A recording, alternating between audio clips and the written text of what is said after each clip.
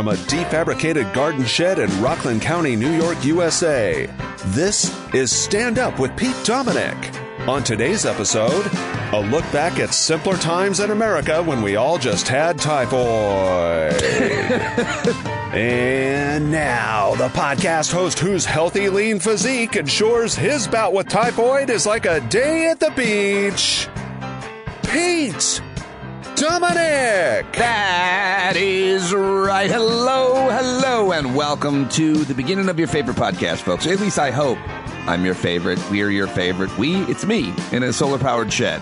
But I am very happy to have you here at the beginning of the week. If you're listening on Monday, thank you, Pete Co., for mentioning my lean physique, although I'm not sure it will really be able to fight off the typhoid or anything else at this point.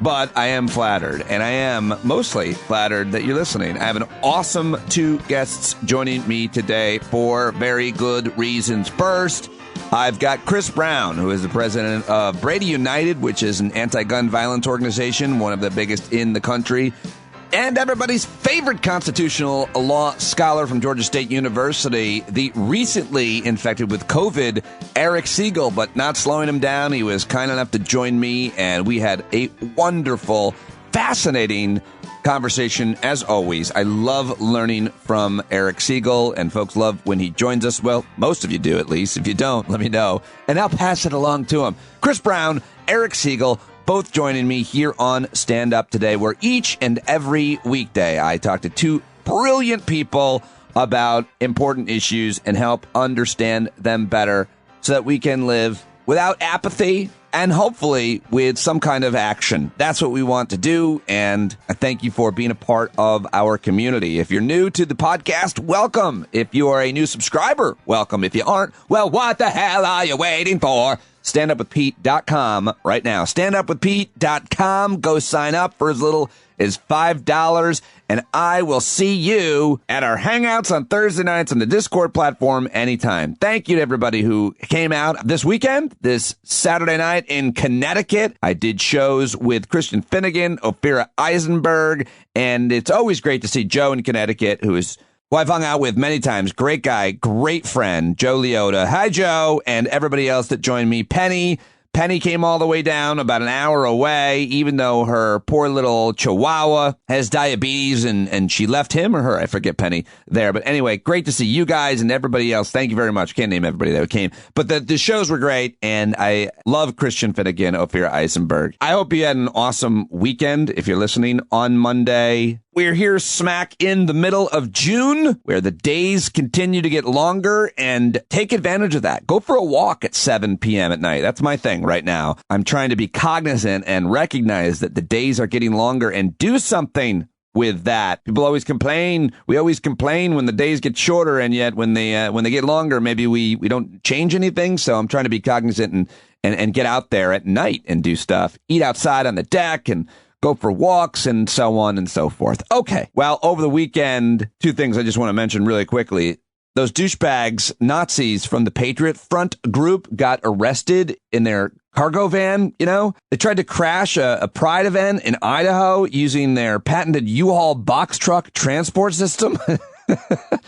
And they got busted, which is pretty awesome. I don't know if you've seen the mugshots. I tweeted them out, but more than one of the guys absolutely look like the missing link.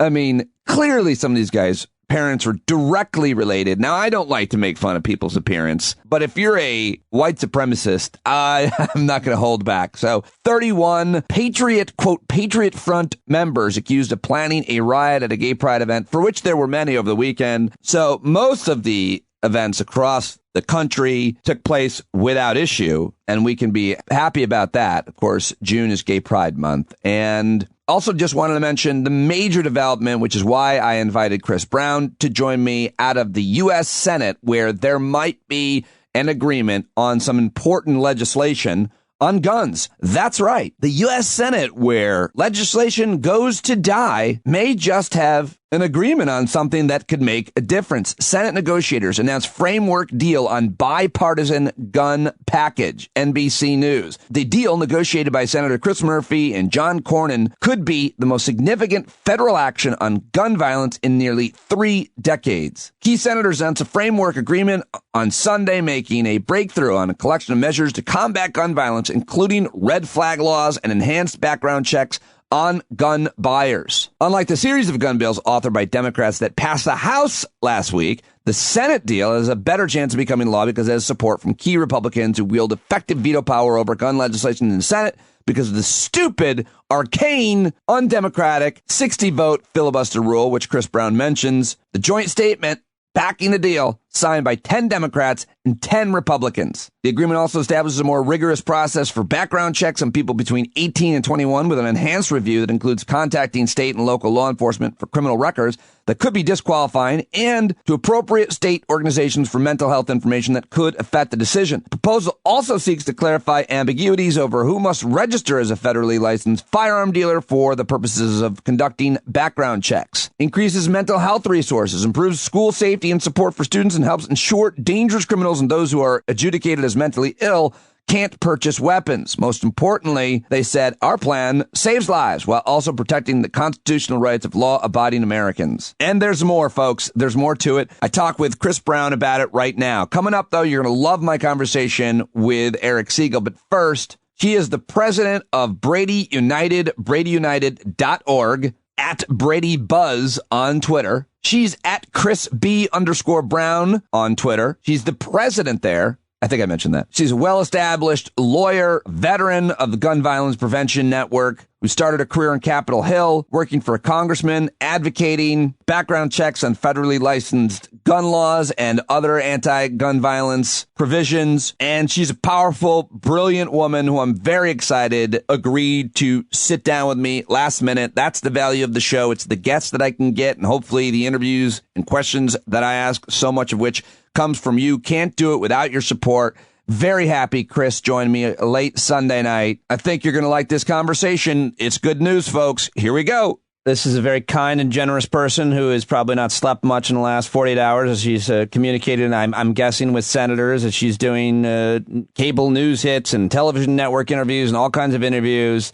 And I'm very happy she accepted slumming it here in the shed with me. Kris Brown, always great to see you. Great to see you, Pete. So I guess congratulations. This is kind of your life's work. And while, you hear this phrase, you don't want to let the perfect be the enemy of the good. The way that you're framing it, and others as well, sounds like this is historic. It's definitely historic. Jim and Sarah Brady fought and achieved the creation of our background check system almost 30 years ago. And just a year later, they got the assault weapons ban passed, and that was signed into law, but they had a sunset provision. So really, it's been nearly 30 years since we have had meaningful gun safety reform enacted by the House and the Senate and signed into law. We're not there yet, but this framework that has 10 Republicans and 10 Democrats sets up something that a lot of us had hoped and desired to have happen, which is some progress toward our goals of enacting gun violence prevention. And for that reason, even though I would like to see more, this progress is important. And for the gun violence prevention movement as a whole, it is historic, this framework. We've seen states pass laws. We just saw New York pass laws here. But this is federal legislation. How much different is it? I mean, it's simply the politics of it are so much harder, I guess, the way our Senate works. Because as you mentioned, Democrats in the House have passed gun violence prevention laws over and over.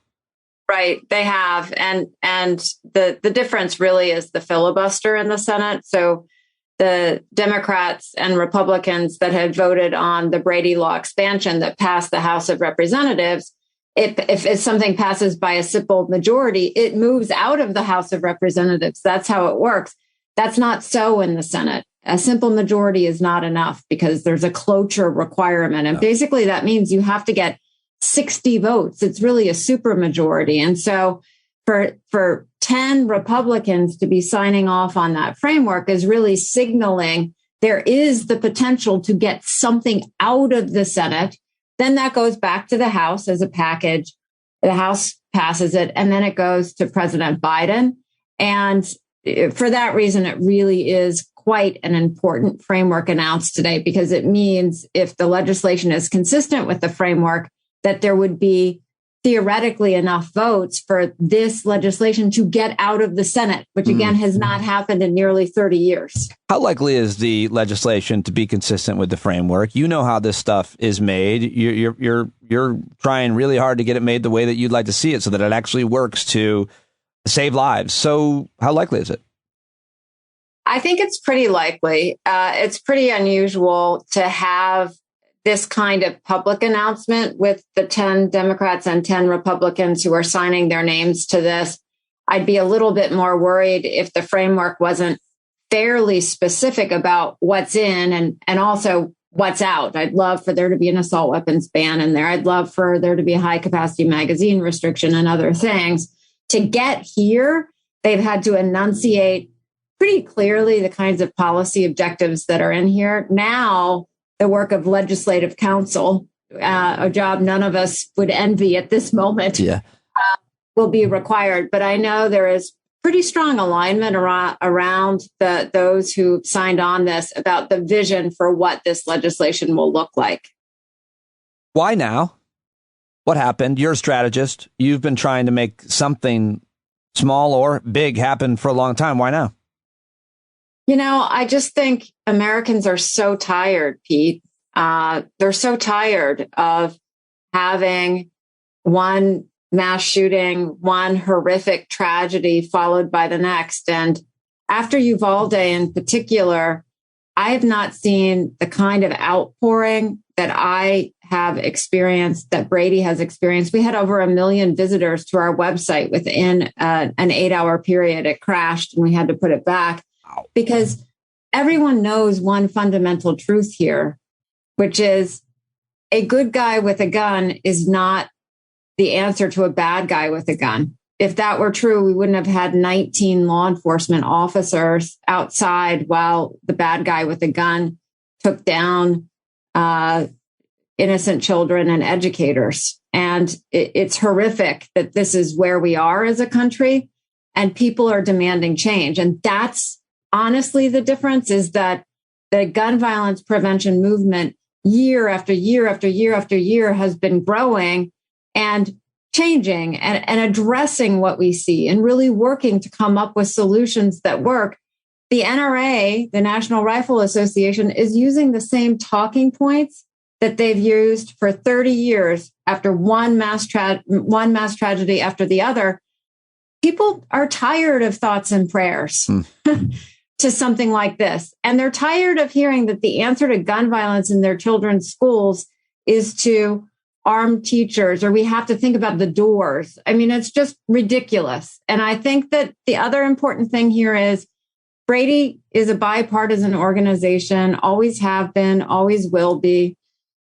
A number of Republicans will tell you quietly, this is horrible. This is horrible. But the cost to me politically is too great if I embrace any kind of gun safety. What's historic about this is the number of Republicans who are saying, you know what, the cost of me not doing anything is too great. And I think for someone who cares a lot about our democracy and American politics, that's very meaningful. You're saying that good policy in this case is good politics, not only for Democrats but for Republicans, just in terms of public opinion on certainly these laws that are in this bill. Yes, and it's not hard to explain these kinds of things to people, right? Because I'll give you one example. One of the provisions in here in the framework is a substantial additional funding for states that have enacted these extreme risk laws that allow you to temporarily remove guns from an individual who's at risk, subject to a court order. What is happening here is that 19 states have already adopted those laws. A lot of red states, a lot of these laws have been signed into law by governors who are Republicans.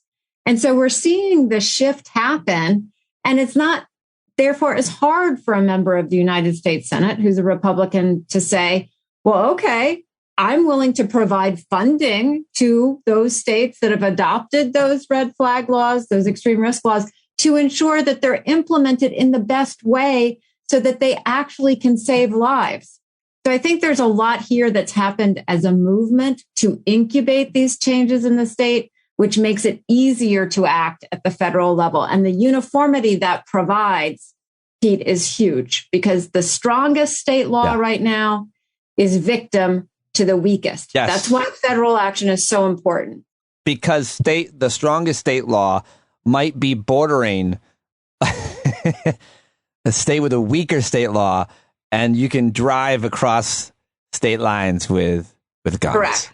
Yeah, that's 100% correct. Indiana, Illinois, I feel like is one of those people always focus on because of the gun violence in Chicago. So pick one more, if you will, part of this, if you want, to try to explain why it matters. Because again, there are a lot of people, including House members, that might say, in the more progressive House members, that might say when this bill gets to them, it's not enough. It's not enough. But the point is, it saves lives, and that would have to be enough. And to get something through this Senate in the last 30 years has been impossible. So you got to take it. So what else? Yeah.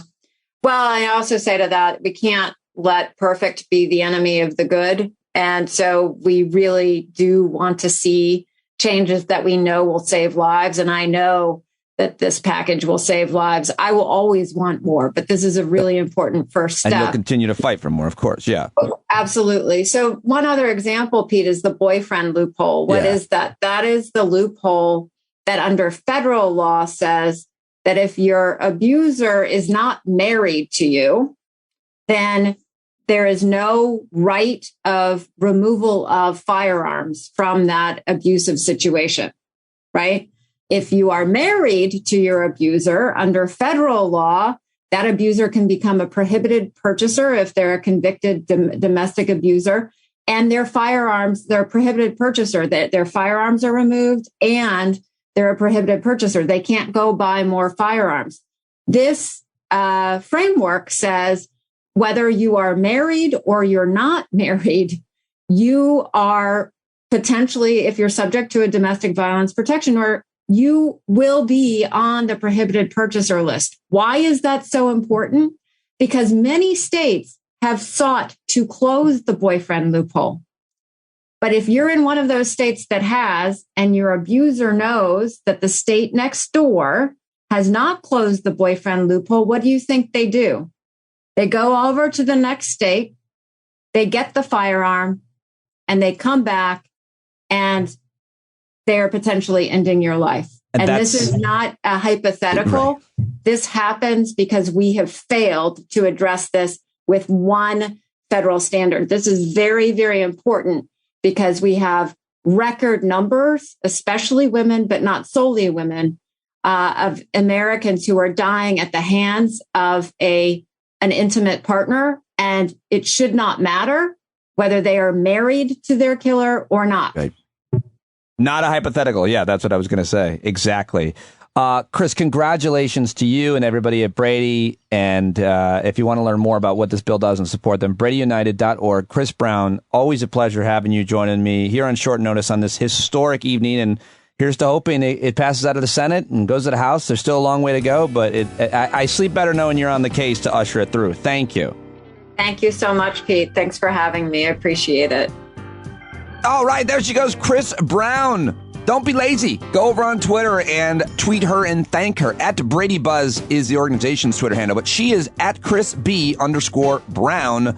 That's Kris with a K. Please thank her for joining me late on a Sunday, last minute. Great guest, always. Love talking to her. I could sense how excited she was, as tired as she was from doing so much media and talking about this very important development. We can't say nothing happens. Incremental change matters, and I will celebrate it here. I will take the win and fight for much, much more, and never give up. Okay, Kris Brown. Now it's time to move on to my good friend Eric Segall, who unfortunately contracted COVID while he and his wife and daughters were out in Las Vegas on vacation for some reason. I'm not sure why anyone would go there. I think his brother lives out there, and he's got an affinity for the area. And I kid Sheila and Cassie and all of the rest of listeners and subscribers that live out in Vegas. Anyway, he was kind enough to sit down with me, even though he has COVID, was under the weather, obviously. He's at the beginning. Hopefully it doesn't get too much worse for him or his family. But I was happy to talk to him. Really important stuff, talking about what these decisions that are going to come down today, Thursday, and the rest of the month mean from the Supreme Court. It was a great conversation, as always. He, of course, is a professor at Georgia State University, the host of the hit podcast now, Supreme Myths. Of course, author of a book by the same name and a subsequent book called Originalism as Faith. One of the most respected now scholars in the whole con law canon academy. We love him. You love him. He's on Twitter at @eSpinSegall. You can even find him on TikTok, where he's become quite popular. Ladies and gentlemen, it's time for the Legal Eagle, Eric Segall. Hello. The Legal Eagle, Eric Segall, now with new improved COVID. Kind of sucks. I'm recording. You sound good. That's fine. I can say COVID sucks live, taped, in person. How did you contract COVID? I have no idea, but probably somewhere between Atlanta and Las Vegas and back. Somewhere during your air travel.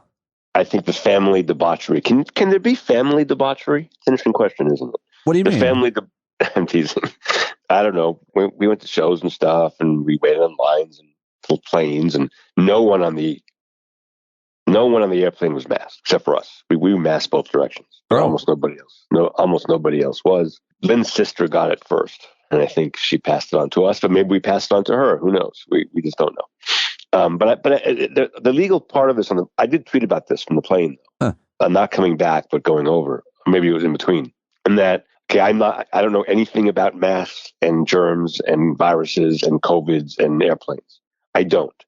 What I do know is that the federal government had a rule where you had to wear masks on planes. And they were thinking about rescinding the rule when it was going to expire, but they weren't sure yet. And they were still studying it and trying to figure it out. Right. The entire federal government, like CDC, all the people who work on these, a former clerk to Justice Clarence Thomas and Bill Pryor, the famous 11th Circuit judge who hired the woman who hates all black people. A former clerk for those two in Florida, a young judge in Florida by herself stopped all of that from happening. What kind of country is that, Pete? Seriously. No, it's such a good thing to remind people that happened. It's one of those news items that just kind of like, wait, what? It happened so fast. And that we did not spend enough time talking about that.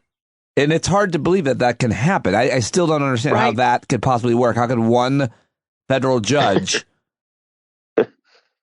Right. Well, in theory, the Biden administration could have appealed it, but that would have taken time. And we know the Court of Appeals they would have appealed it to, as 11th Circuit, is wildly conservative, and they wouldn't have won there, and they probably wouldn't have won at the Supreme Court, and by then we're all dead anyway, or old, or whatever. I mean, and they certainly wouldn't have won politically. Which was a problem. But I don't. So I don't think your listeners will be offended by the idea that you and I had some brief conversations before talking officially, and you wanted me to talk about the case of West Virginia versus EPA. And people might be sitting there thinking, wait a minute, we have the abortion case, we have the gun case, and Segall and Dominic want to talk about West Virginia versus EPA. Wow. But it turns out that potentially West Virginia versus EPA could be the most important Supreme Court case since 1936, or not. I mean, we don't know, but it is potentially a country-changing decision in a case that shouldn't even be fucking heard. Really? This case should not be heard. I'm going to really oversimplify it quickly, but the essential facts here are true. The Obama passed, the Obama. You want me to read the thing? A quick summary? No.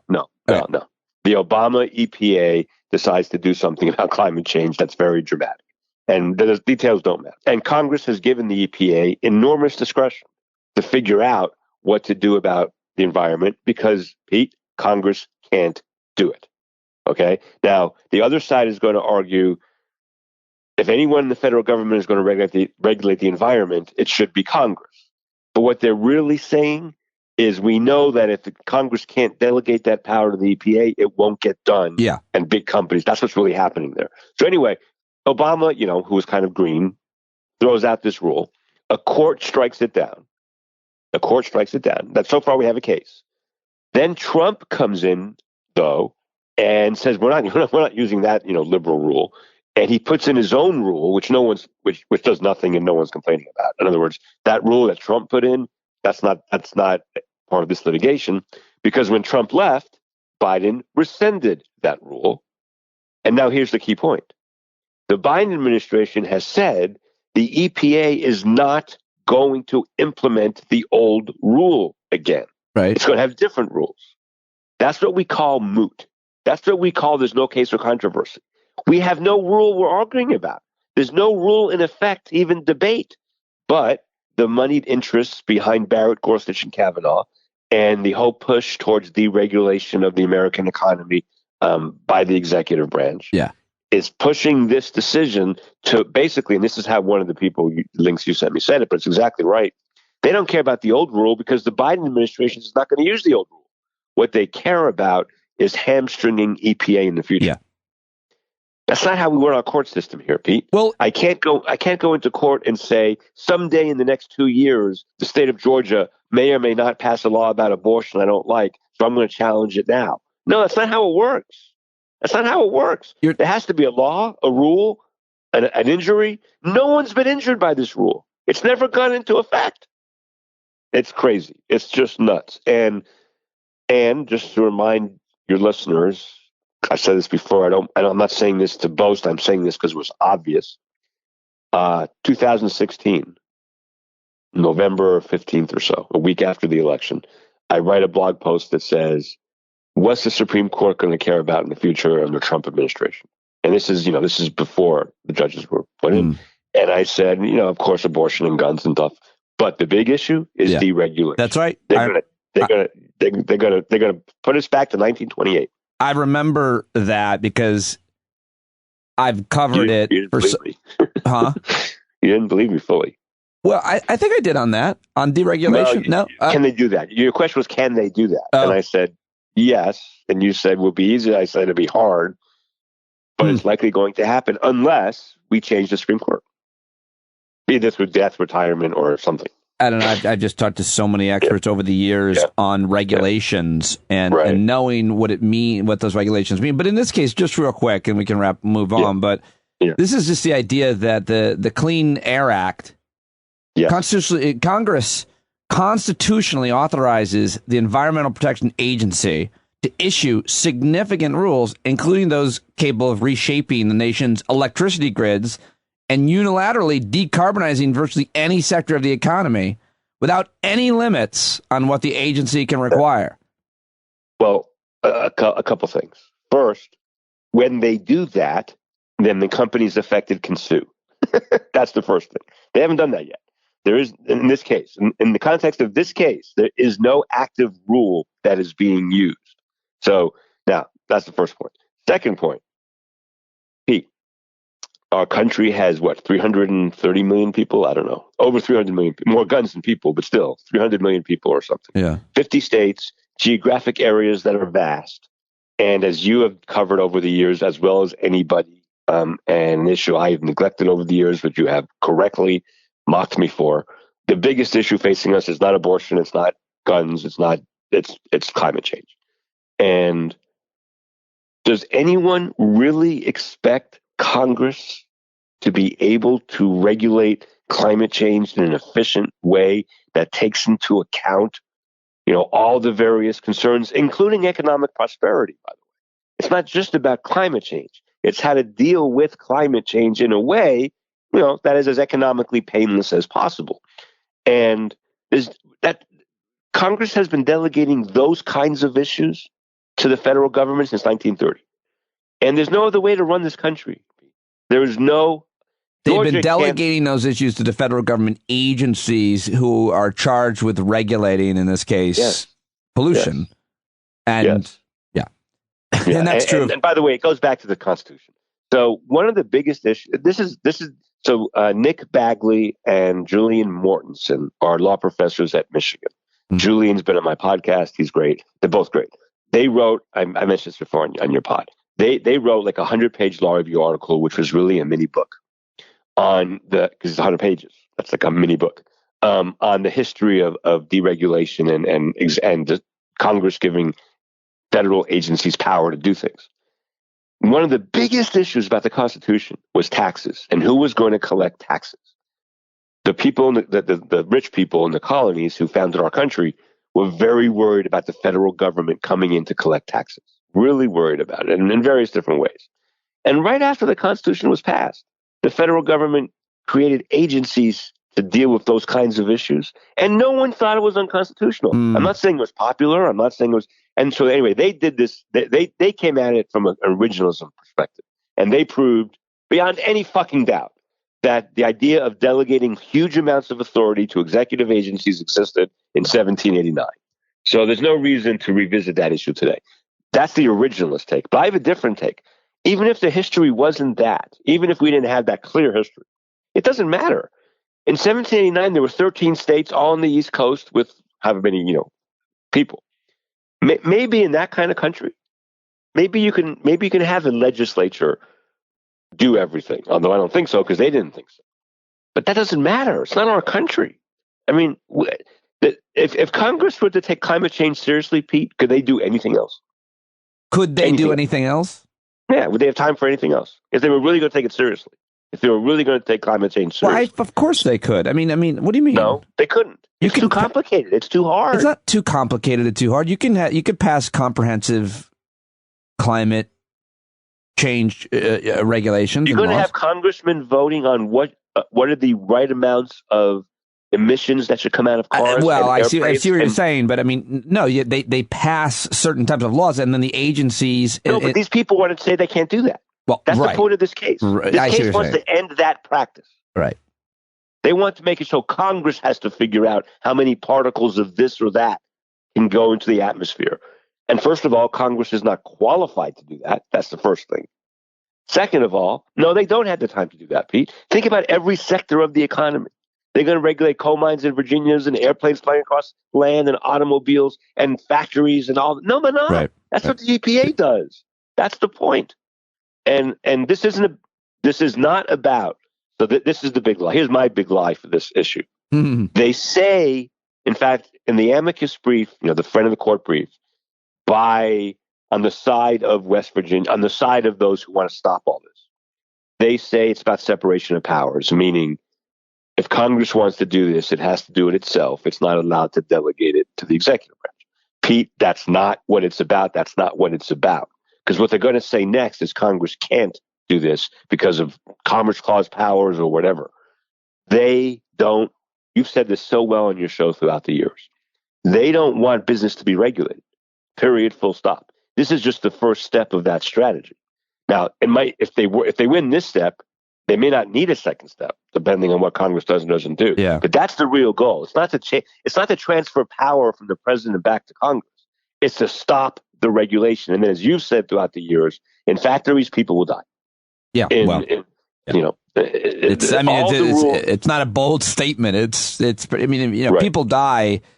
These things are somewhat hard to prove, but pollution kills millions of people around the world all the time. I mean, just go live in a place where there's those four-cycle engines going all over the place and mopeds and shit. And but we can simplify this. We really can. This is not complicated. Climate change, you would agree, you've convinced me, is the number one threat to the world, right? Number one. Yeah. Yes. For sure. Yeah, well, nuclear holocaust, of course, but yeah. But don't you think the chances of climate change destroying us are greater than a nuclear war? Well, one is destroying us we'd have to unpack that. But one issue is definite. It's happening. Okay, we're doing it now. Okay. Now, think about how complicated climate change is, and think about how complicated our reaction to it has to be, so as not to destroy other things while we try to fix the environment. Does anyone on the planet really think Congress is up to that task, as opposed to hundreds and hundreds and hundreds of non-political, by the way, civil servants who are doing, now they're going to make mistakes and they're humans and government is always bad, but they have one task: reduce the things that cause climate change without destroying the economy. Why would we want experts doing that? We don't want either Chuck Schumer or Mitch McConnell doing that. Well, I mean, you do want, you're forcing me to argue. I mean, you do. Well, I should ask you, should Congress be in charge of writing tax policy? Because the tax policy would be stop incentivizing with billion-dollar incentives, payments, the fossil fuel industry, and instead invest in all renewable technology research. And obviously, we've got the technology now. So installation, invest in that and tax the hell out of. So here's what I'm saying. And it's less complicated than the question you just asked. I don't know how to solve an infinite number of issues involving federal law in this country, regulating private businesses and private people to make the best country we can have in terms of economic prosperity and safety and lack of corruption and climate change. I don't know. You don't know. But here's the thing. You know who really doesn't know? Unelected life tenure judges. Well, yes, even more so. Yeah. And what these people want is so remember, first of all, administrations change, right? So Obama had this pretty strong anti-climate change policy.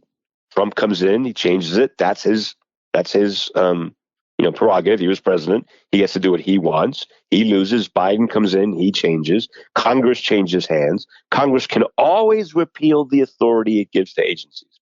Can always do that. Congress could pass superseding laws. Why do we need judges in the middle of any of this? And that's the problem. I got to tell you. And going back to Florida, yeah. That's the problem. The Florida judge who said no more masks on airplanes, her legal analysis was pathetic. Even people like my friend Ilya Stoneman, who is a former Cato Institute libertarian, nice guy, extremely free enterprise, doesn't want any regulation ever, anytime in his life. Even Ilya Stoneman said on the Vala conspiracy, that judge's decision was unpersuasive. He was understated. But remember, he wants that kind of decision. Even he said it was unpersuasive. It was a terrible decision. It was a hack of a decision. And we've been struggling with that now for years. The judge in Texas, having a senior moment on his name, in southern Texas, who kept staying everything Judge Reed O'Connor, he kept staying everything Obama did and issuing these national injunctions. And I'm like, why are we putting up with this? He's a lawyer. He's a glorified lawyer, and he's making immigration policy for the country. I'm sorry. We can reasonably debate abortion. We can reasonably debate affirmative action. We can reasonably debate campaign finance reform. We can reasonably debate all of those things. Here's what I'm not willing to reasonably debate: that life-tenured, unelected lawyers in various states can stop the federal government from operating on issues like climate change. That's insane. Insane. And in the era of Trump judges in the lower courts, it's dangerous because the woman everyone needs to really focus on this. The woman who did the mask thing on the airplane, she came up through Justice Clarence Thomas. She came up through Judge Bill Pryor, the chief judge of the 11th Circuit. She's just a freaking hack.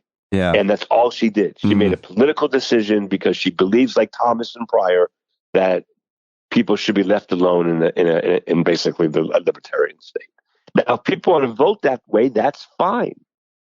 But why judges? Well, I don't apologize. And I want to get to these other cases that are going to be decided, some of which might happen. I'm going to post this and then I'm going to hopefully reconnect with you tomorrow and add your reactions if a decision comes out. Hey, I'm just sitting here dealing with COVID. That's all I'm doing. So I have to tell you something and everybody else. And it's why I texted you last week while you're on vacation and you're like, hey, can it wait? And I'm like, of course. So I decided it had to wait till I wanted to get your reaction to this on the air, on the record here. By the way, so people need to know, I have no idea what you're about to say. Yeah. So Ava, 17, junior, is in like this honors history class, and they're doing a debate series, and if you win, you get extra credit. And it's a college level course, Syracuse University. It's tough. The teacher's tough. And So the issues are all the issues that I've learned about here talking with you. And, it's the classic debate thing where you don't get to choose which side you're debating. Ava got assigned abortion and had to debate the side that Roe v. Wade was wrongly decided and should be overturned. And she took Segall's entire argument, hook, line, and sinker, and she won the debate against a good friend of hers who did a great job, but never saw the argument coming and couldn't address it because it's maybe not as popular. Well, now it is. But anyway, Ava won, and it's all because of you. Well, I mean, I gave her the argument. I showed her the work and stuff, and I certainly helped. But so that's interesting because I have since regretted that position. As I said on your show a couple of weeks ago, I think. Yeah. So it's interesting. There's a local theater. Trust me, I'll be back to Ava in a second. We come back to Ava, or you could tie it into the abortion decision that we're going to hear about. Let's make it even more personal than that. Sure. Okay. There's a very, very good theater in Atlanta called the Horizon Theater, and it does progressive. The audience is all progressive, and it does very cutting edge plays on race, gender, and stuff. And this spring, they did a play called Roe, which is a great play. And it's mostly about the woman who was Roe versus Wade and the various things that happened to her in her life. And it's a very sad story, actually. But then my wife is on the board of this theater, and they've asked me several times in the past when they've done political plays to come and do a talk back afterwards to the audience. So they did a play on confirmation hearings, believe it or not, a few years ago. And the Bork hearing, and I answered questions from the audience and stuff. So I said, of course, it's Roe, of course. And this was like a month ago, and actually it's online. People can find it if they want. I'm a little embarrassed about it, but people can find it. And I'm not even trying to maybe do this in front of 100 people. I mean, the theater was full for the play, and then half left and half stayed for the talk. Bunch of people. I lost my shit because I started talking about. They asked me, and I asked why So legally, I still think Roe and Casey are unpersuasive. Legally, they are unpersuasive legally, and I will think that to the day I die. I think the same thing about 300 other important Supreme Court cases, right? So that doesn't distinguish them from those other cases. Heller is as wrong can be. A lot of the campaign finance decisions are as wrong can be, and I thought the same thing was true of Roe and Casey. And I started telling the story, I think I've told it in your show before, about how when I was 13 and my mother would have women's consciousness raising meetings in 1971 America, 2 years before Roe. And I was 13 and I say to my mom, can I sit in? And I couldn't tell the story on stage. I got really emotional about it. And I was trying to figure out why was I so, and then I eventually got my act together, told the story about how I heard these women say, we've got to change abortion laws because we'll never be equal until we do. This is 2 years before Roe. And I was 13, and it really had an impact on me. Yeah. And I was trying to figure out why is this such leaving aside whatever personal issues with my mom I have, why is this so emotional for me? And what I realized, and what I realize now by my Roe commentary for the last 30 years, is Roe isn't just about abortion. That's what I've come to realize. Obviously, it's mostly about abortion, but it's actually not. It's about a quest. It's a symbol of a quest for gender equality in a country that doesn't have it. And that's why we shouldn't even be talking about Roe, Pete. Roe has not been the law in this country for 20 years. Right. The binding law on abortion is Casey. Yeah. But we talk about Roe. And I've been trying to figure that out. That's not true for any other case. We don't do that for other cases. We take the most recent case. That's the law. But we haven't done that here because of this and all of these women in the audience, many of whom were 60, 70, and 80 years old. It really hit home to them that they're not getting abortions anytime. In fact, their daughters probably aren't getting abortions anytime in the near future. Maybe their granddaughter. But that isn't the point. Yeah. Not the point. It's women can't be equal without this right, and women being equal is the point, even though the court didn't talk about it that way and all that stuff. So I'm glad Ava won. because the debating skills are important and all that stuff. But I'm not. I'm. You know me. If I'm wrong, I say so. Yeah. And I think I underestimated greatly. I never thought I would experience Alito's draft opinion, which let's assume it's the real opinion eventually in terms of result, affecting me the way it affected me. I felt like I was in mourning for something. And is there any specific reason? Is it because of how he wrote it from the medieval times? Was it about specific? Is it because you knew they were going to overturn it, right, but you didn't. Right. But you didn't. Right. Why are you reacting so viscerally to Alito? It hit me so hard. Right. So for the first week after the opinion, I thought it was just his incredibly tone deaf, complete disregard of any arguments on the other side, just completely mean, vituperative, angry, obnoxious opinion. And that's what I thought it was.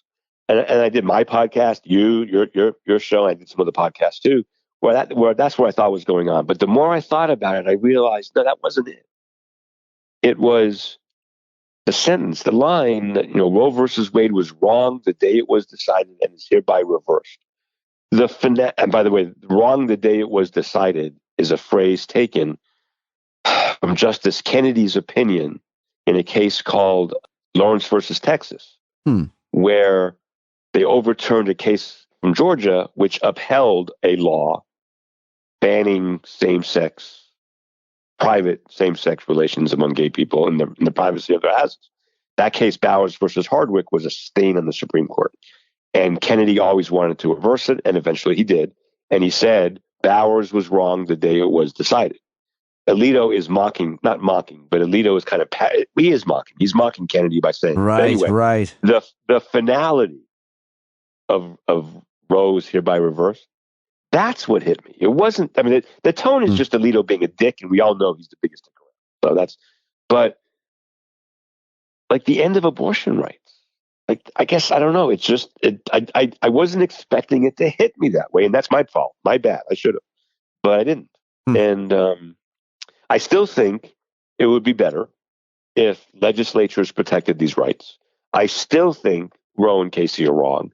But what I've come to realize, and you actually mentioned this to me over the years, what I always said was I would give back Roe and Casey if you give me Citizens United, not the case specifically, but the broad holding of Citizens United, and which Heller, is money in campaigns, unlimited money, foreign money, anybody's money, not foreign, corporate not, speech. Citizens United is not foreign. But, is that right? Are you sure about that? No. Isn't there a loophole there? Because Obama. Corporations are people, and money is speech. All that. That's Citizens United. Go ahead. Well, let's just do a quick 30 seconds on Citizens United. What was at issue in Citizens United was a movie about Hillary Clinton that was being censored by the federal government. The court was right to not allow that to happen because in America, we don't censor movies, especially political movies. And that was the only issue in the case. Then Justice Kennedy got Justice Roberts to hold the case over for a year.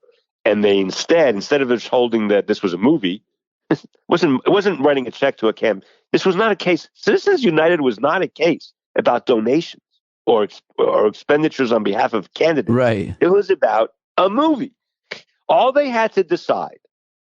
And by the way, Kagan argued the case in the Supreme Court, and she was asked, "Can the government ban books?" And she didn't have a good answer for that because there is no good answer. Because the answer is no. Kagan argued the case as Solicitor General before. Yeah. And she had no good answer to the question because there is no good answer to the question. No, the federal government can't ban books, nor can it ban movies. But what they did is they didn't limit it to that. Then they said, and corporations have the same right to spend as much money as they want as people, an issue they didn't have to reach. And then there were 5 of those cases after that are just dramatically terrible. So I've always said, give me back all those cases, right-wing conservatives, and I'll give you back Roe and Casey. I think they're all wrong anyway. But what I've come to realize is they're not giving those cases back. So I'm not going to. So I'm not. Is that what you came to realize? Yes. So unilaterally disarming. You thought they were going to give them back? When did you? Where, and when? Who were they going to return them to? Yeah, maybe right, COVID cleared my head on that. I don't know. We've talked the abortion case many times, so let's move on. Unless you want to add anything to what you think could happen. I want to talk about guns. We talked climate. Then there's religion and there's guns. These are all the cases that are going to be decided this month. The guns case, 14 years ago, Supreme Court threw out Washington, D.C. law that heavily regulated how people could keep guns in their homes. Now the court is considering whether to throw out... Hold on. That's not what happened. Oh, I'm reading from the New York Times. This is... all right. Well, the D.C. law banned all handguns, unless you were a former police officer or something. Yeah. You said regulate. It banned all handguns. That's a big difference. Now the court's considering whether to throw out a New York state law that restricts people's ability to carry guns in public. Yeah. So here's one difference. The D.C. law had been passed in the 1970s. But it shouldn't be a difference, but it is. The D.C. law was passed in 1970. The New York law has been on the books since 1911, the very beginning, the first 10 years, first 15 years of the 20th century. In other words, over a century. The New York law has been on the books for over a century. A number of different states have the same kind of law. Just start right there for a second. How can a law that's been on the books for a century all of a sudden overnight be unconstitutional? Can we just start there? A change in culture, a focus on lobbying, and. But I don't. We've been through this before. Here's what I want to say about guns, because I think it's the most interesting thing for your listeners. Go ahead. Especially those who have listened to me for a long time. Yeah, I love it. It used to be the case that it was very easy in most Supreme Court cases to predict what the court was going to do through what I have labeled in the past the Mark Tushnet test. Mark Tushnet is a law professor at Harvard. He just retired. And Mark was a very, very left-wing realist. And he used to say, and he hates the court, and he used to say, close your eyes. And can you imagine a New York Times headline, whatever you think the court is going to do?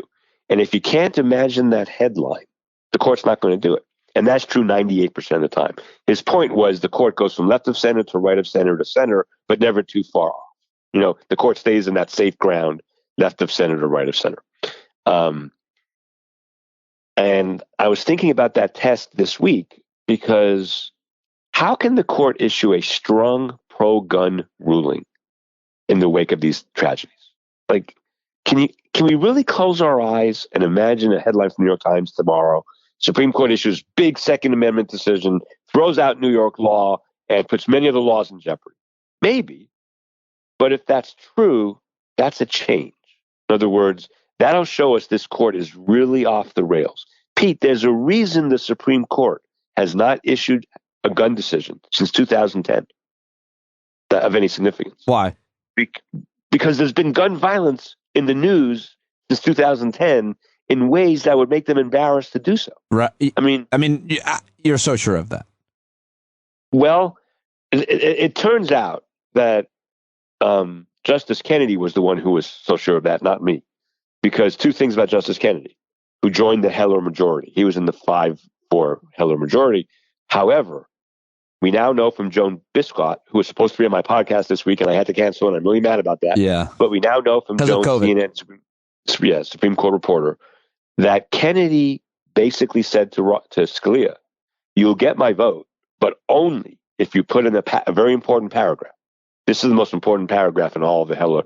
Heller's 100 pages long. This is the paragraph where Scalia says something. I'm paraphrasing that. Despite striking down this law about banning handguns, of course, traditional regulation of guns in public places, in schools, and licensing requirements and all of those things are, of course, fine. We're not second guessing those rules that have been around forever. Scalia put that paragraph in to get Kennedy's vote. Then, over the next 10 years, and then they issued a case saying that applies to the states as well, because District of Columbia is a state. So first they had to say it applied to D.C., and then Chicago banned all handguns. They struck that down, but didn't say anything different. No more cases. 2010 was the last case. I think Kennedy was aware of the idea that if the court goes too far in guns, it'll cause real damage to the court institutionally and maybe to the country. I don't know. So no one knew how Kennedy would vote. So the liberals wouldn't grant. It takes four votes to grant cert. But the four liberals didn't know what Kennedy would do. The four conservatives didn't know what Kennedy would do, so no one did anything. And that's where we stood until Gorsuch, Kavanaugh, and Barrett. Even these monsters, I can't believe, are going to issue a strong Second Amendment decision this June in the wake of all the terrible tragedies. And what would that decision... So what they're going to do is write a very narrow decision that's going to apply to this case and this case only. They're going to find some way to make New York either change the law a little bit, or they might strike it down altogether, but give New York freedom to do other things. This law requires you to get a special permit to carry a handgun, and it's hard to get a special permit in some places. They're going to make it easier to get that permit, probably, but they're not going to issue a landmark decision just because they're not going to do that at the same time they reverse Roe versus Wade anyway. But say that again. They're not going to what? It's hard to believe they reverse Roe versus Wade within 2 weeks or 3 weeks of issuing a major Second Amendment decision. The critique of Roe is it's the court doing too much. Right. So on Tuesday, the court reverses Roe versus Wade. On Friday, they're going to issue a strong Second Amendment decision affecting, state gun laws all over the country. Highly unlikely. Does anybody think they will that you respect? Well, hold on. I'm not 100%, and I got to my point long-winded. My point is, we're going to find out in the next 30 days if this court is just a very conservative court like we've had before. We have to live with that. Or is it a court that is willing, is it a Trump-like court? Is it a court that is willing to throw all norms out the window? And if it's that kind of court, then the Tushnet test no longer applies. The Tushnet test was all about, close your eyes, can you imagine a New York Times headline? But that assumed the justices were somewhere in the middle right, middle left, middle center territory. Or just reasonable, pragmatic operators. Exactly. And now I want to remind people humans that thought about their legacy in politics. Right. Had there been no recent gun tragedies, I mean, there's gun tragedies every day.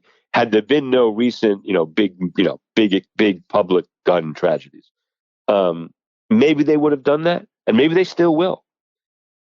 But they have to. So here's the thing: New York State's a big state. Yeah, it's one thing to require someone to get a special permit to carry a handgun in Syracuse, even, which is a pretty big city, or rural upstate New York, or even rural Long Island, where I grew up. And it's quite another thing and for the Supreme Court to say, no, that's unconstitutional. But in Manhattan, are they going to say to New York, you're not allowed to regulate guns in Manhattan? I mean, doesn't that seem impossible to you? Yeah, I mean, I literally had a conversation with the former Manhattan DA, Cy Vance, about this at Aspen Ideas. It was a private conversation, but I don't think it was anything he wouldn't have said publicly. It basically about, he talked, Eric, about knives. He's like, dude, we don't even let most types of knives, switchblades and stuff, because of the stabbings that occur. Right. It's like, of course. And so he talked about knives and other weapons to make the larger point about guns. And I don't know. I mean, your friend, what's his name, Clark, and others will argue, somehow that it's not the guns, but it's clearly in these cities the guns and however they get there and what types of guns and who has them, and and that brings us, and believe it or not, that brings us back to the EPA. And you're gonna go, what? Wait, no, that can't be right. Yes, it does. It brings us right back to the EPA. Go ahead, sir. And I'm sure the audience is like, what the hell is he? He is COVID brain. What is he talking about? Pete, I don't know, and I've said this on your show for 12 years now. I don't know what the proper... Americans love their guns. We can't run away from it like they just do. So it's sad, it's tragic, but they do. What is the proper balance between gun safety and gun rights?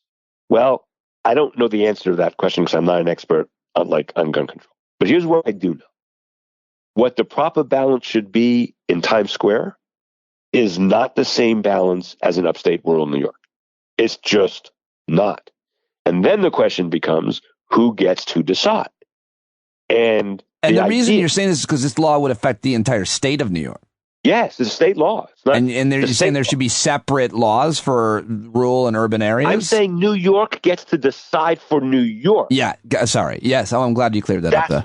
Just like Montana gets to decide for Montana, and should get to decide for Montana. Excuse me.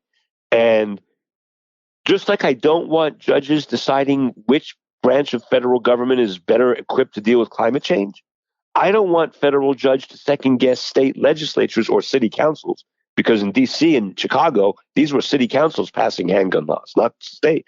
Doesn't matter to me. Who shouldn't be doing it? Lawyers! Get lawyers out of it. It's not hard. Why are we letting judges do this, Pete? I mean, listen, we need judges to protect defendants' rights. When double jeopardy is at issue, or a confession, or evidence that was gotten through, beating of a suspect, when we're talking about sentencing, when we're talking about those kinds of issues, judges are kings and queens. They should rule the courtrooms.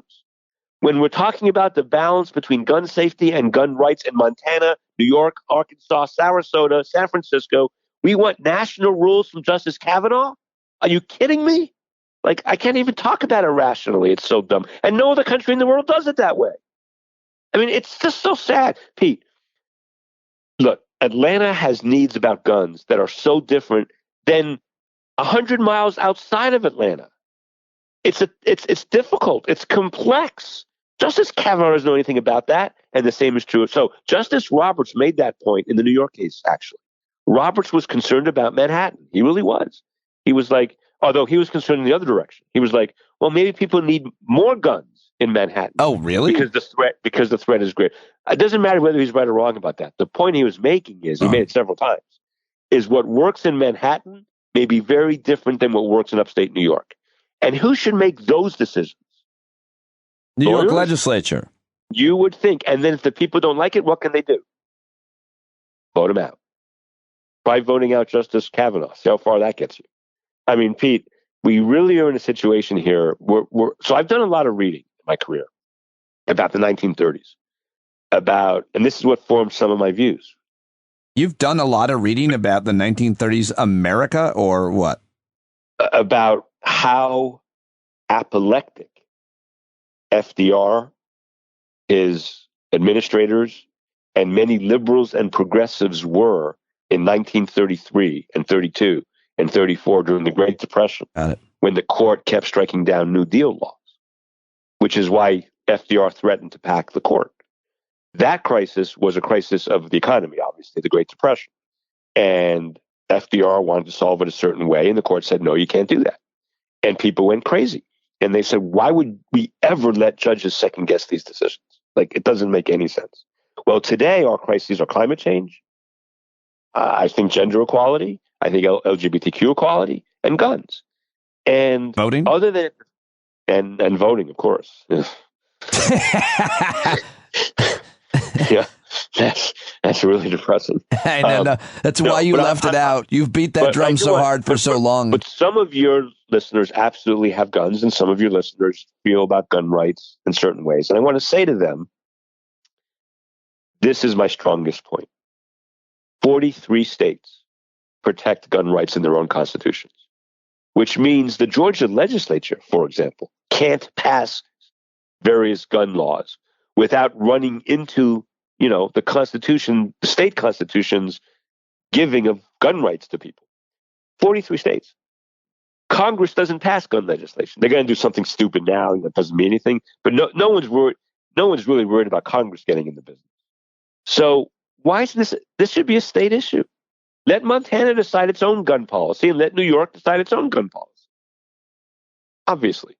Now, if New York banned all guns at all times in all places, and somebody wants to make a Second Amendment argument, fine, we'll have that discussion. That's not happening. No state has done that, and it's not going to happen, right? Right. No state's going to say no more guns in the state ever for any reason. It's not been proposed by any legislator that I know of. I mean, just to be clear, it's like somebody might even in liberal places. Yeah. Argue a hypothetical, but it's just you. So again, the theme of this particular episode is why judges. Yeah. Now, then someone's going to say, okay, Segall, let's talk about free speech. Do you want judges enforcing free speech? They would say, I assume, Segall, you think free speech is very important. And I'm going to say, yes, I think free speech is very important. And really bad free speech laws should be invalidated by judges. Really bad ones. Yes. But not the ones the Supreme Court does. No, I don't. I think when the only area where judges should play the primary role is in their courtrooms when it comes to the rights of criminal defendants. That's their territory. That's where where there is a clear violation of the Constitution. Really clear. None of these cases, liberal or conservative, are clear violations. Such as a clear violation of the Constitution, such as? So I could give the obvious examples, which are, every state gets 2 senators, the president has to be 35. But here's the less obvious example. Well, yesterday was the anniversary of the Loving decision. Right. I can read the 14th Amendment, which says no person shall be denied the equal protection of the laws. And if 2 white people are allowed to get married, and 2 black people are allowed to get married, then what possible reason would there be for a white and black person not to be allowed to get married? That wouldn't violate the, quote, equal protection of the laws. The example I was going to give, though, was prior restraints. So everything everybody knows about the First Amendment in this country is Supreme Court created and anti-originalist, non-originalist. What the founding fathers thought about speech is not open for debate. Everyone knows it. They did not want government to punish speech before it came out, to restrain speech. The printing press came out in England in the 17th, 18th century, whatever it was, and both the king and the parliament would prohibit people from printing things on their printing presses. So you can't do it. No matter what you can't do it. Right. That's called a prior restraint. So that's what they thought. That's why they passed the First Amendment.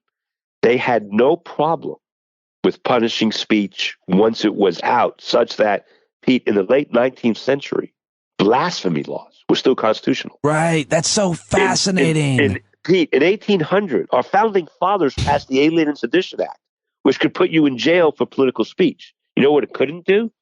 It couldn't stop you from saying it. In other words, you had the right to say whatever you wanted to say, but you did not have the right to stay out of jail for saying it. I'm not saying I want to live in that country. I'm just saying we've taken free speech way too far in this country. And however far you think we should take it, it has no originalist pedigree whatsoever. And since Scalia, Thomas, Gorsuch, Kavanaugh, Barrett all believe in a very strong First Amendment, the originalist game should be up. Like, we shouldn't even have to talk about it. So I will point people out there to an article in the Yale Law Journal by a guy named Judd Campbell, who wrote about this so beautifully. And he said, free speech in this country originally was, and in 1868, when the 14th Amendment was passed, which makes the free speech clause applicable to the states, the only thing was no prior restraints. That was it. You could punish speech after the fact, and people were punished for speech all the time, like blasphemy convictions in the late 19th century. So people say to me, Segall, what about speech? I say, I'm in favor of free speech. I like robust free speech. But I don't like the free speech the Supreme Court has created, which is free speech for corporations, which is free speech for advertisers. And you know what, Pete?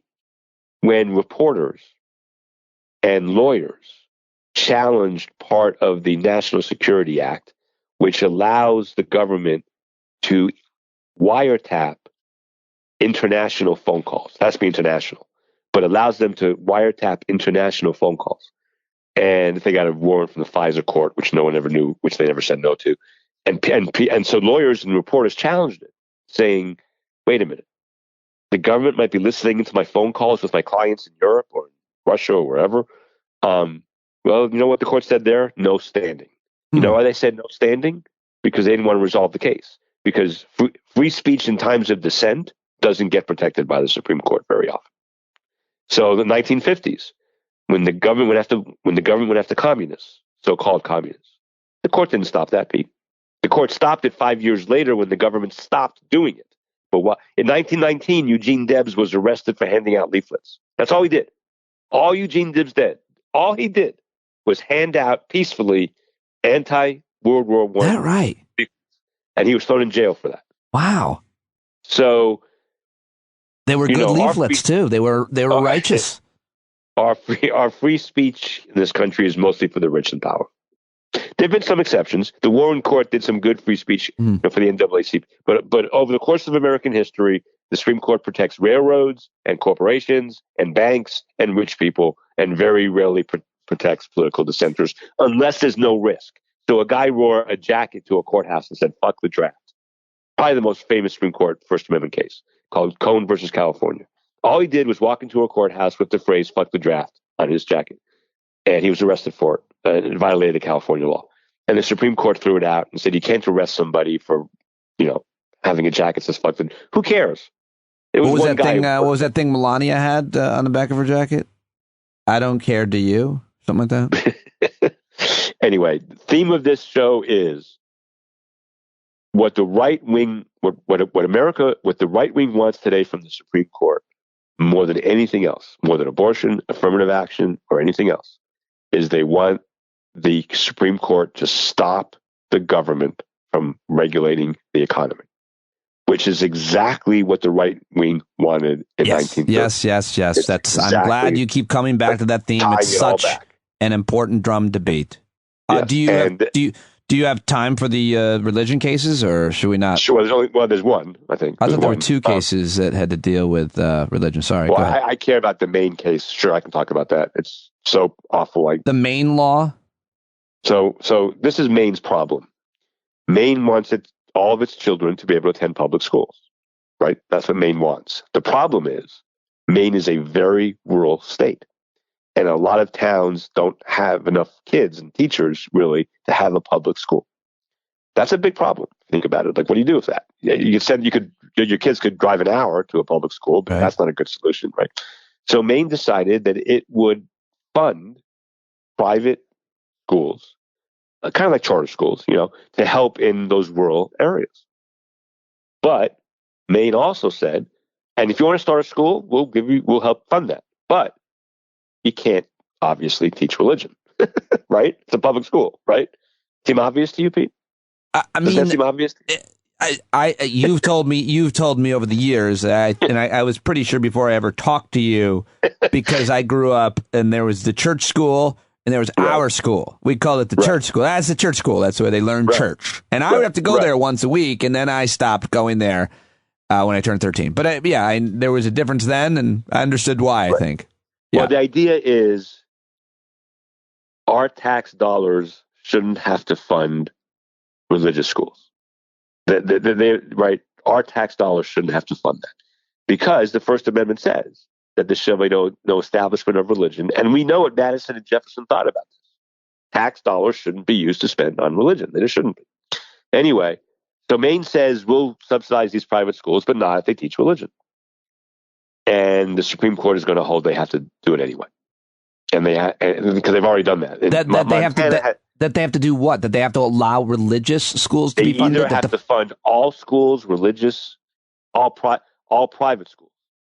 Religious, you have two choices. You can subsidize all private schools, religious and non-religious, or no private schools. What you can't do is subsidize subsidize secular schools, but not religious schools. They've already held that in Montana. Montana had the same problem. And Montana gave parents money to send their kids to private schools.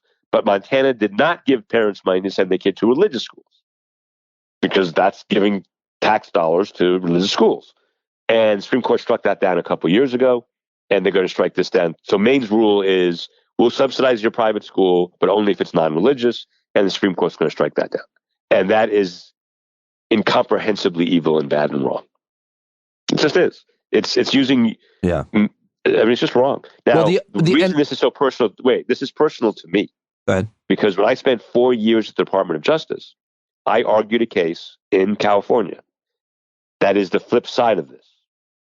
The federal government wanted to give money to private schools and private religious schools, money, equipment, computers, that kind of stuff. The issue back then in 1990 was, is that allowed at all? In other words, back then, that wasn't allowed. It wasn't a question whether it was required. It wasn't allowed. The only thing the government in 1990 America could give to private religious schools, any government, state or federal, was textbooks, diagnostic tests, diagnostics like, ADD and stuff like that, and for achievement, and a couple other things. But they couldn't give computers, they couldn't give erasers, they couldn't give teachers, they couldn't give anything because the Establishment Clause prevented it. Now, I argued that was wrong. I argued that if California or the federal government or Georgia or Arkansas wants to give computers to both private and public religious schools, they're allowed to do so. I wouldn't want them to do it. I don't vote that way, but the Constitution doesn't forbid it. But that was the only argument. Does the Constitution forbid it? The Roberts Court has taken that and turned it around and said the Constitution requires it. Was that clear enough for people? That come through? Instead of asking whether the Establishment Clause forbids it, they've said the Free Exercise Clause requires it. And if you don't give it to religious schools, then you can't give it to secular schools. To which the response is, of course we can give it to secular schools, because I don't get to decide where my tax money goes in secular ways. But I shouldn't have to use it. I should have the right to say to the government, you can't use my tax dollars for religious purposes, if that's how I want to vote. But the Supreme Court is going to say no. So the Maine case is a big deal, but it's just a follow-up case to the Montana case from a couple of years ago. It's the same kind of issue. Basically, if you want to help kids in private schools, you have to help kids in all private schools, including religious schools, as if Catholic schools in this country need the money, right? Well, one might argue in some parishes they do. If they need the money, it's the Catholic Church's problem, because the Catholic Church has more than enough money. Well, I agree fully, and I didn't mean to sound as if I was somehow defending them. I'm just not sure how the money is proportioned. By the way, one more thing about this issue, before you go. The Montana case from a few years ago, where, again, Montana wanted to help parents send their kids to private schools, but not religious private schools. And the court struck it down. Turns out, guess what? It's true in Montana. All the private religious schools are Christian. No Muslim schools, no Jewish schools, just Christian schools. And that's what's going on here, Pete. So now, Jewish schools will benefit too, but it's mostly Catholic Christian schools. And the last one is we've talked about this, the former high school football coach near Seattle who lost his job after praying. Oh, I forgot about that one. I blocked that one out because it's so terrible. After praying on the 50-yard line at the end of the team's games, he argued that doing so was a matter of religious freedom, while the school district contended that he was effectively pressuring team members into participating.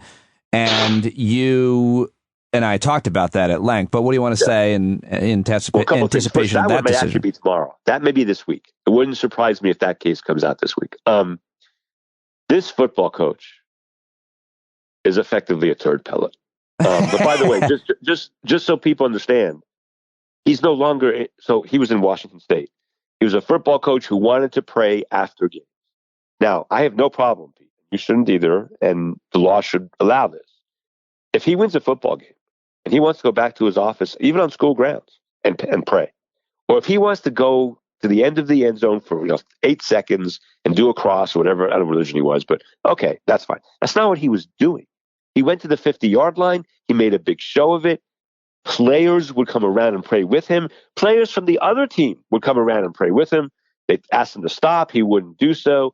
And then a right-wing organization swooped in, brought the case, but eventually, because of personal issues, he moved to Florida, where he now lives.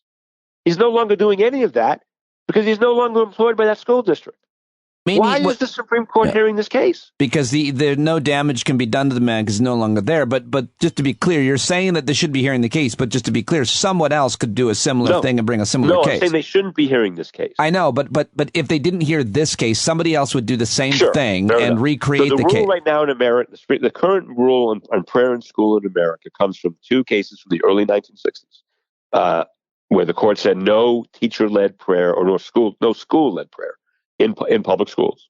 And then in 1992, the same term as Casey, Justice Kennedy was the 5th vote to hold prayers at high school graduation ceremonies unconstitutional, which I think is the case that angered Scalia the most of any in his entire career. And then Kennedy voted the same way 2 years later or 3 years later, no prayers at football games, no organized prayers. Of course, students can pray anytime, anywhere they want, quietly to themselves in any public school in the nation. This is all about teacher-led prayer, school-led prayer, or in this case, coach-led prayer. And no, I don't think in public schools a coach should make a big showing of praying at a school event. Like that's the same thing as prayer in school. Because you know what? the players who pray with the coach may well be treated better than the players who don't pray with the coach, right? That's the whole point. In any event, the court shouldn't hear this particular case because he's no longer praying on the 50-yard line. He's no longer in that school district. He is no longer having anything to do with that team, anything about it. This is another example of the court not acting like a court. What a real court would say is this case is moot. You're not even employed by the same employer anymore. If you go back to that school and want to do this again, fine, bring the case. But as of now, you're 3,000 miles away in Florida. Where's the case for controversy? It's so annoying, Pete. It's insanely annoying. It's an understatement. Well, so far that's what it seems like COVID is to you. But I wanted to say, yes. I appreciate you joining me here at the beginning of this illness, and I hope that you feel better. It means a lot to me that you would, talk with me, and I hope that it doesn't get too bad for you or your family. And I love you, and I'm worried about you. No. I actually had some pretty bad symptoms a couple of days ago. Oh. Not bad, but just a lot of fatigue. Yeah. So, are you worried at all? How are you dealing? We're a little worried about long COVID. Yeah. And also Sarah and Kai both have it, so I'd like to see them through this. Yeah, I'm sure they'll be fine. How are they doing with it? How do they? Well, Sarah's very, very sad because she was off to debate camp. Oh, right, she was going to camp, and yeah, and debate camp. And Sarah, she's a budding social the kind of like the damages of plans being canceled for this. Right. And Lynn is going to miss sleeping with her little teddy bear, Eric. Oh. You will sleep in separate rooms now. We are until she tests positive. Yeah. I mean, you might as well. Why don't you do the right thing and stay in the guest house?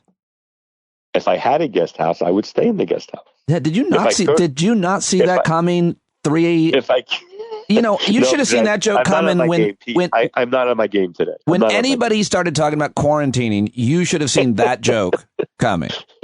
I'm actually amazed no one on Twitter has said it. By the way, well, that's about to change. I do want to say on your pod, because so many of your followers follow me, I really do appreciate all of the nice sentiments on Twitter. It's overwhelming. Oh, did you? I didn't realize. Maybe I did see your tweet that you said you had COVID. You said you went to Vegas. All my real friends responded to it. No, I'm really, really touched by how many people. Oh, good. Well, sent well wishes. That's nice. I will go quote that tweet with. But he wasn't too ill to join me, and we had a great conversation. Thank you. There you go. My pleasure, my friend. That's not my deathbed anytime. But thank you, buddy. I hope that not in our lifetimes. How about that? I'm older than you. Bye. I know. I love you, buddy. Take it easy. Bye. Okay. All right, there he goes, Eric Segall. We might be hearing from him again either later today. I'll add to this conversation and update the podcast and let you know, or later this week based on what decisions come down. But very excited that I got an opportunity to talk to him. Very upset that he is ill, but happy that he was able to join me here on the show. So please thank him for joining me. He can't host his podcast because he can't go in to record it. So I'm going to set him up with a home situation. I got to help him out. I want him to always keep talking. So he's on Twitter at eSpinSegall. Please let him know. Kris Brown, thank her as well. And thank you. Thank you for supporting me here on this podcast. Your continued support for the lack of the depressing news update that I worked so hard on means a great deal to me. Got another email from a guy named Philip S., who found the show after hearing me on Joe Rogan. How about that? Thanks, Phil, for your email. Very long and detailed and appreciate it. Keep those coming. standupwithpete@gmail.com. And that's all I've got for you today, other than John Carroll, the Grammy Award-winning singer-songwriter and founding member of the Starland Vocal Band, who is a member of our community and sings to us each and every day. Go buy this song right now on johncarroll.org if you haven't already. It's only $3. Go support John. Thank you, Pete Coe, as always, and I'll talk to you tomorrow. Be the change you want to see in the world. Wake up with purpose. Meditate. Recognize the thoughts you're thinking. Replace them with better thoughts, and choose happiness every moment you can. Love you. Bye-bye. Stand up. Stand up. You know they can't deny you what you're laying down. Boy, you better stand up. Every color, yellow, black, red, and brown. She's the place where every lost child will finally be found. There's only one thing to do before we stand our ground, and that's stand up. Stand never saw a land for all. They had to stand up. They had to stand up. They had a keen imagination for a crystal ball, drawing all the plans of a stand up. But all they had to go on was the time they were in, with other causes for laws, and since they weren't even sin, they knew that change was gonna come before the change could begin. They had to stand up. All right, they had to stand up. We got to stand up. We got to look the devil square in the eye. We gotta let him know it's his time to go, and make it clear when all we hear is a lie. Why you lying awake wondering where the money all went? It'll be the cost of freedom that'll go unspent. You can see him flee the scene of that experiment if you stand up.